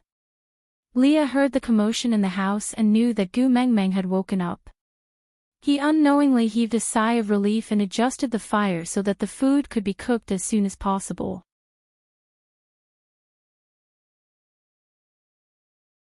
Chapter 10:21. Wabi had been seriously injured by Gu Mengmeng and had not appeared for the past few days. Qi Xian was still the same, sitting quietly by the door every day.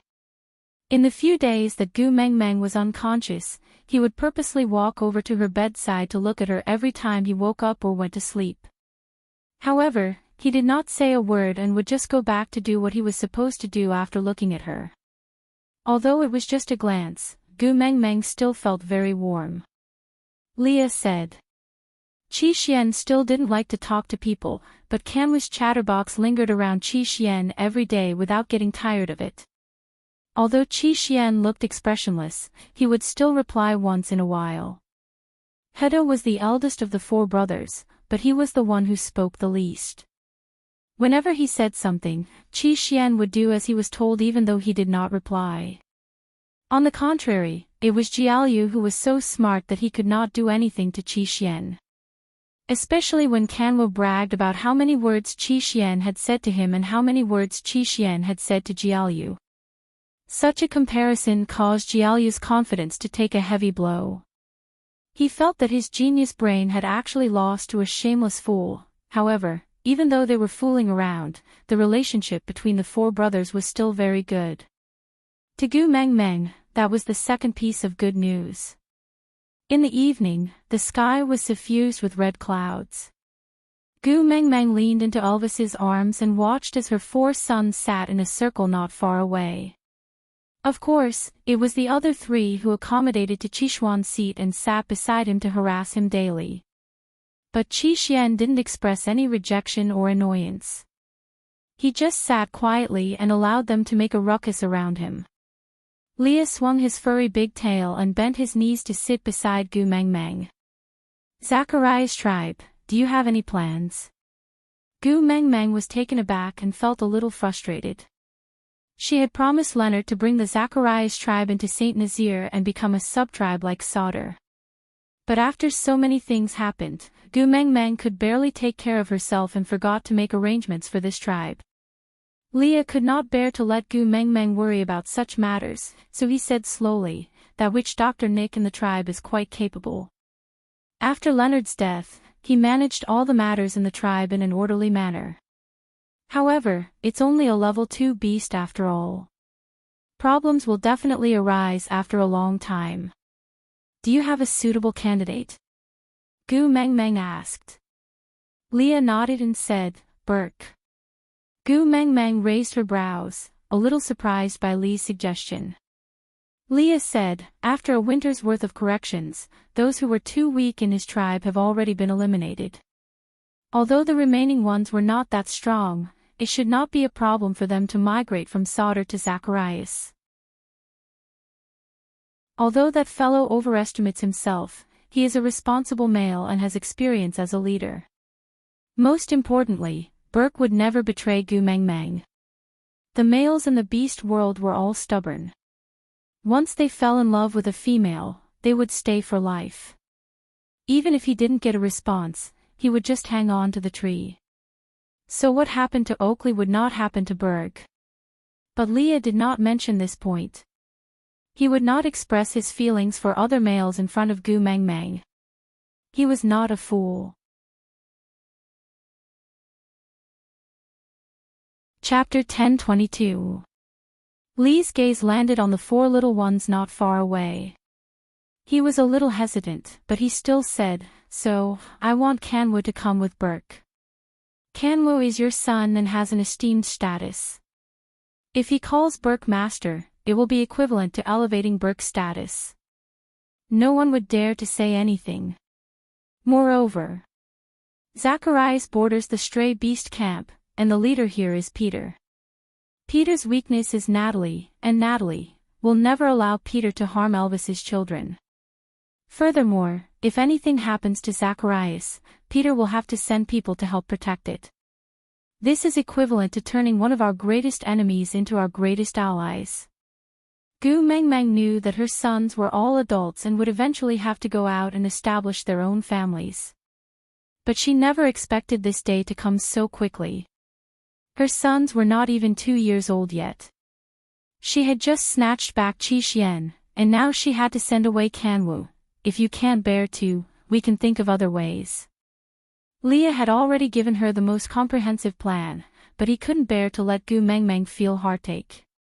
Just as Elvis had said, as long as Gu Mengmeng was happy, raising a litter of useless wolf cubs was nothing. Gu Mengmeng shook her head and said, "Kanwu has already grown up. He knows what he is doing. You can discuss this matter with him. As long as he is willing, I have no objections. Although I am his mother, I can't tie him to my belt forever." Gu Mengmeng said it casually, but she was actually feeling terrible inside. It was an indescribable contradiction. On one hand, she was glad that her sons had grown up, but on the other hand, she couldn't bear to let her sons leave her. Leah gently hugged Gu Mengmeng and said, "Don't worry too much. This place is not too far from Saint Nazaire. We can visit him often in the future, or wait for Burke to establish himself here and then let Kanwu come back." Gu Mengmeng nodded and didn't say a word. When Gu Mengmeng told Kanwu about this, he agreed without a second thought. He had the willful and flamboyant air of a young man, as if he could finally fulfill his ambitions. Gu Mengmeng chuckled and shook her head in exasperation. This was truly a case of a mother worrying when her son travels 1,000 miles, but a mother worrying when her son travels 1,000 miles. This little heartless fellow did not seem to miss Gu Mengmeng at all. Gu Mengmeng could not bear to reprimand him, so she just smiled and watched as Kanwu eagerly planned out a future full of loopholes. She did not know whether to laugh or cry. Qi Xian, who had been silent all along, suddenly stood up and walked to Gu Mengmeng's side. "Mom, can I stay behind with Wu?" "You?" Gu Mengmeng was surprised. Qi Xian nodded and turned back to look at Kanwu with a slight frown. Then, he turned back to look at Gu Mengmeng. "I'm afraid he will be at a disadvantage." Gu Mengmeng, Leah, Elvis and even Jiaoyu understood that Qi Xian was saying Kanwu was too stupid. Only Kanwu did not seem to notice and even hooked his arm around Qi Xuan's neck. He was extremely excited and said affectionately, "Second brother treats me the best. With a second-level beast like you by my side, I feel more at ease. Even if you want to beat a tiger, you need your own brothers, right?" Qi Xian sighed and looked at Gu Mengmeng without saying a word. But his eyes were filled with the expression, "Look at how stupid he is, if you don't look after him, something bad will definitely happen. Seeing Gu Mingming's hesitation, Kanwu directly pounced into her arms and begged. Mom, you also know that I admire my second brother the most. Now that he is willing to take care of me, I am extremely happy. Please don't break us up. Chapter 10:23. The next day, Kanwu and Qi Xian set off for Zacharias. Leah personally sent them over. Gu Mengmeng suddenly felt a little empty without the two sons that she worried about the most. Sitting at the spot where Qi Xian was daydreaming every day, Gu Mengmeng stared at the scenery. She thought that maybe she should learn to let go. As long as Qi Xian was not by Cole's side, she could actually let him be independent. She was not a crazy mother who wanted to tie her children to her side. She just could not allow her sons to fall into a deep abyss and not save them. That was good too. With Qi Xian and Kanwu at Zacharias, maybe, she could free up her hands to deal with Cole. Just as she was thinking, Peter suddenly paid a visit. Gu Mengmeng was surprised because Peter's attitude towards Natalie's litter was extremely good. Compared to Elvis's litter, it was like the difference between clouds and mud. Ever since Natalie gave birth, he could not bear to leave Natalie's side. If not for the fact that he could not reject Natalie's request to retrieve the soul of the forest, he would not have accompanied her at all. Today, he left Natalie behind to come see her. Gu Mengmeng stood up. He was Elvis's father after all. Gu Mengmeng still subconsciously treated him as an elder. Peter's expression did not look right. It was rather solemn. It was clearly a sunny day, but his features were hidden in the shadows. Elvis instinctively shielded Gu Mengmeng behind him. He looked at Peter with a guarded gaze. Peter did not continue approaching. He just stood a meter away. His fists were tightly clenched. Blood dripped from his palms, but he did not seem to notice. The atmosphere became rather stifling. Gu Mengmeng did not know what to say. She could only look at Peter quietly and wait for him to speak. After a long while, Peter finally spoke.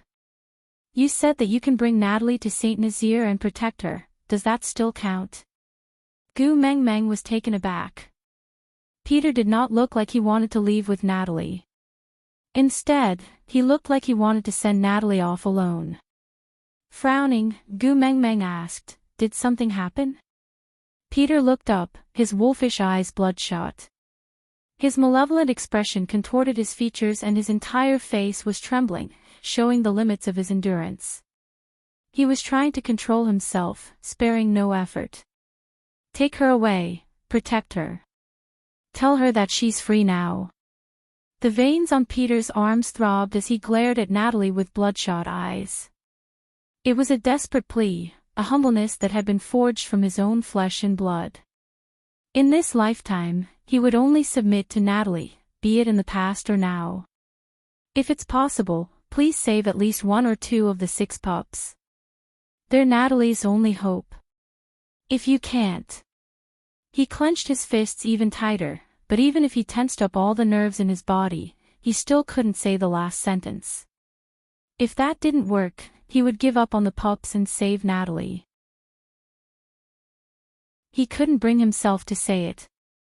Because this litter of wolf pups was different from Elvis's. Natalie was willing to help him give birth to this litter of wolf pups because she loved him. Every one of them was proof that she loved him.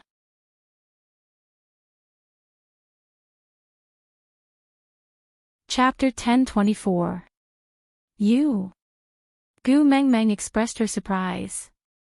Yes, me. Peter exclaimed. I know that with your powers, you can completely crush Cole.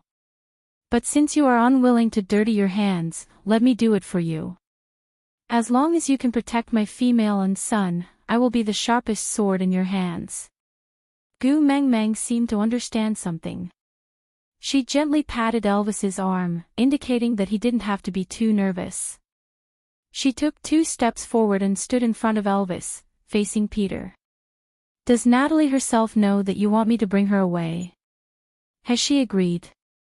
Peter's expression clearly changed, not because of anything else, but because Gu Mengmeng had mentioned that name. Some people were just like that. Just the mention of her name was like clutching your throat, making you forget to even breathe.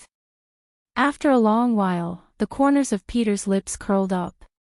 He wanted to smile, but the muscles on his face were too stiff, twisting the smile into a sinister one.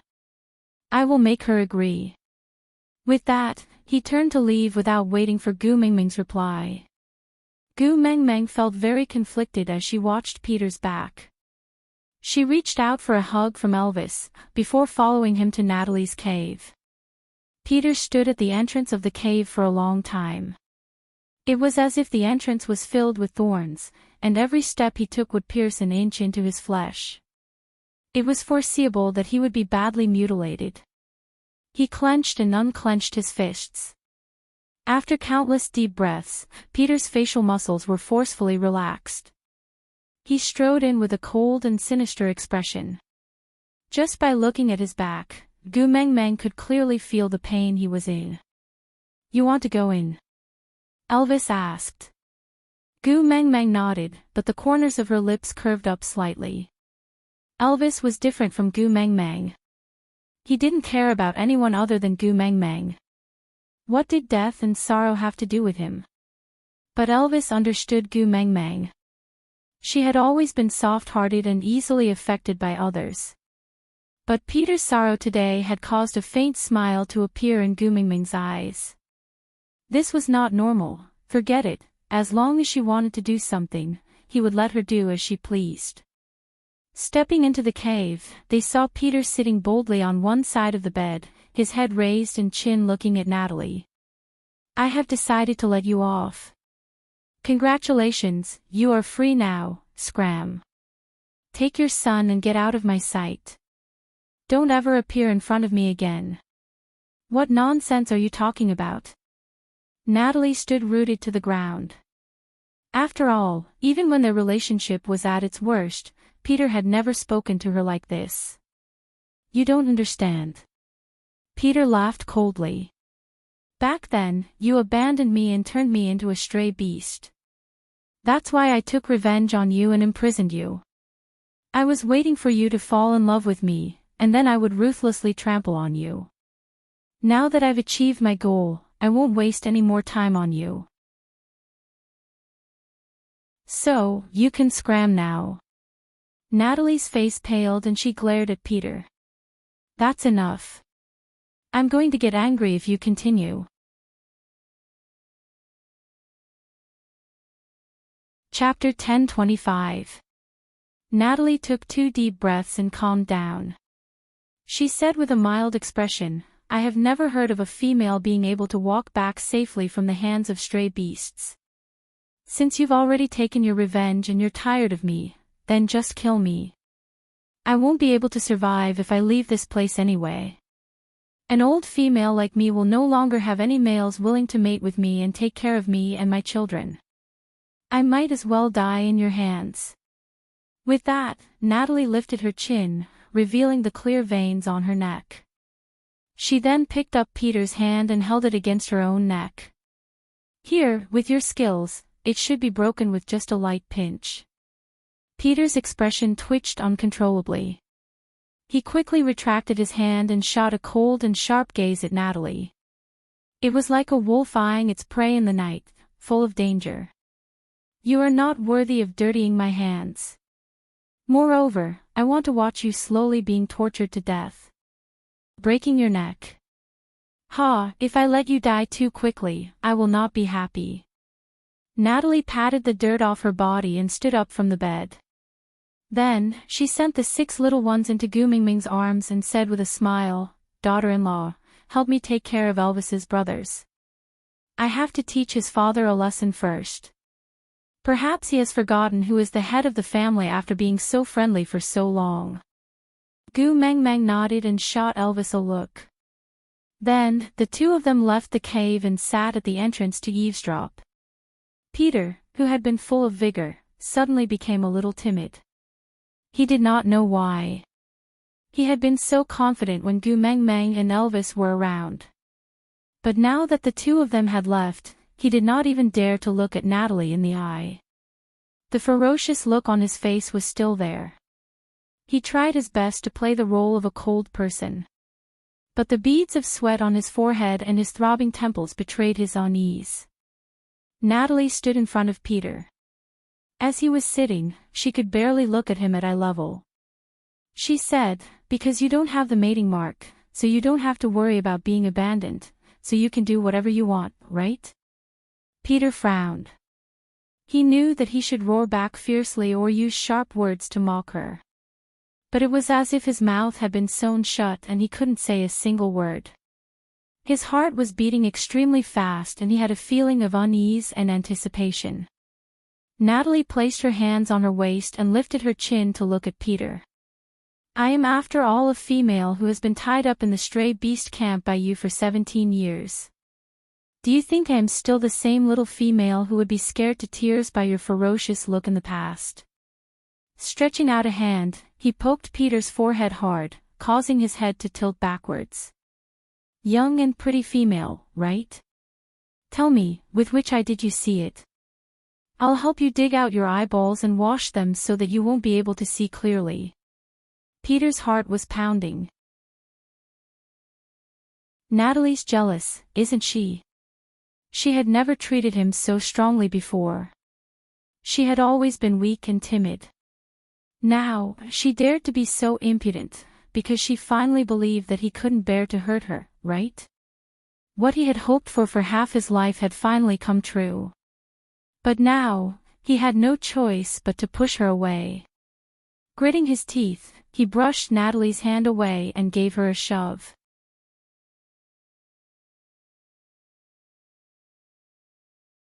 Chapter 10:26. Natalie didn't seem to expect Peter to push her. After a moment of shock, she stood up and said, "You've got guts. You dare to hit me. All right, all right.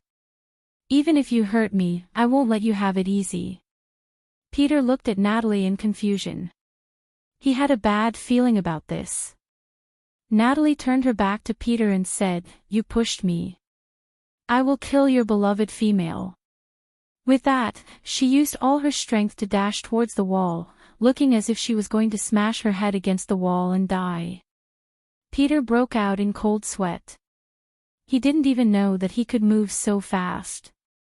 He was already in front of Natalie when she had just taken her first step. "Ugh," he groaned as he felt an intense pain in his chest. It wasn't that Natalie's collision was painful, but he knew that Natalie didn't hold back at all. She was really determined to smash herself to death. If he hadn't stopped her in time, Natalie wouldn't have survived the collision. "Are you crazy?" Peter roared as he held on to Natalie's shoulder. Natalie looked up. There was a red mark on her forehead.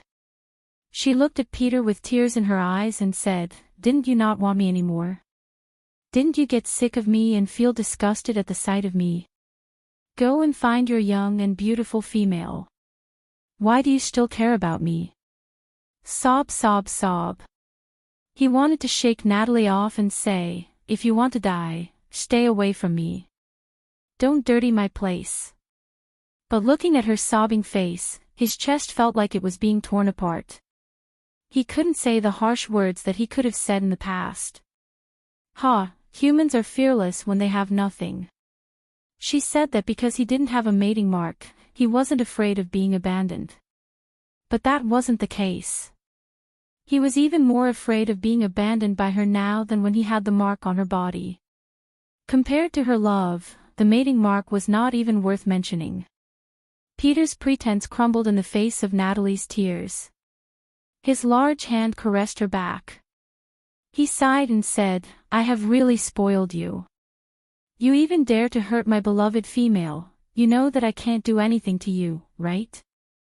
Natalie looked like she was going to cry herself to death in Peter's arms. She sobbed and asked, "Are you still going to abandon me? Are you still sick of me? You even hurt yourself. Isn't it because you know that I can't let you go? You still ask such a question?" Peter frowned helplessly, but his tone was extremely gentle. But Natalie didn't buy his gentleness. She continued to cry and asked, "You never liked me, right? From the start, you treated me this because I rejected you and hurt your pride, right? Sob, you really don't like me." Peter had no choice but to hold the back of her head and said seriously, "I like you and care about you. You are the only person in the world that I can't live without. You clearly know, and you clearly believe, yet you still say such twisted words to poke at my heart." Natalie's eyes were filled with tears as she asked timidly, "But you said you were going to abandon me." Peter's heart ached along with Natalie's sobs. The ferocious look on his face had long disappeared. Facing Natalie, he had no other choice but to pamper her. So he surrendered. "I will never abandon you, never." Natalie nodded, and then raised her hand to wipe away her tears. She revealed a sly smile and said, "You're not going to abandon me? Then let's talk." Out of topic, all females in the world are drama queens, appraisal complete report on our results last month. The final ranking of Wolf Man in March was 80th. In the 2 months since it was released, we both entered the top 100. This made Susu feel very proud. Thank you, babies, for your support and love. April is Susu's birthday. I hope we can still make it into the top 100 this month. In addition, the explosive update time is set for the 23rd. At midnight, there will be a lot of updates in one go. My babies, please look forward to it.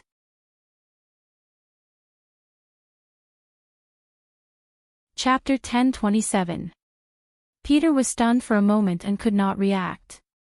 Natalie's expression had changed too quickly. She was still so devastated just now, but now, Peter suddenly laughed and shook his head.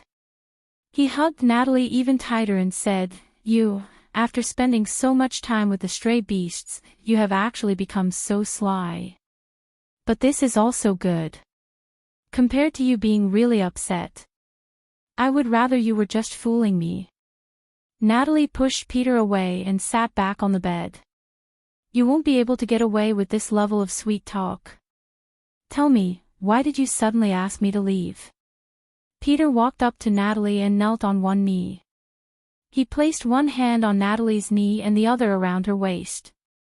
With a deep gaze, he said, "Recently, I've been losing control of myself more and more." Natalie was stunned for a moment.